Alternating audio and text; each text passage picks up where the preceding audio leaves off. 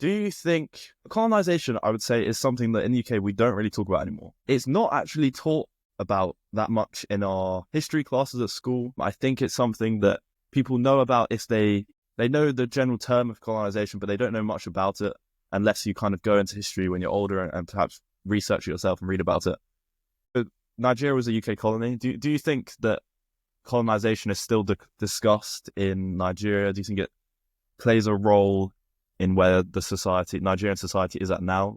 Is it still discussed, and does it still have influence? That's sort of my question. Yeah, for sure. But it's being discussed. I don't think so much. Can't really remember having so much conversations about the British colonialism. I feel like a lot of times when people talk about Nigeria, they kind of like just blame the leaderships that took over after the British left. Most times when they blame the British, they normally say it's because of how they did the handing over. So that's why Nigeria turned out the way it is. They could have done better and all. But most times it's kind of like past leaders talking about corrupt politicians and all. Don't really talk much about the British. And then something else again with Nigeria is the fact that they're not so big on history. I don't know if it has changed, Mm.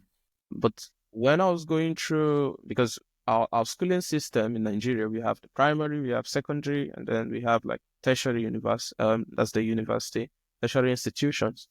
So during my own time, the primary and the secondary, especially the secondary, we were not really taught history. Mm. And we're not really like, how do I put it? Like, where they go in depth.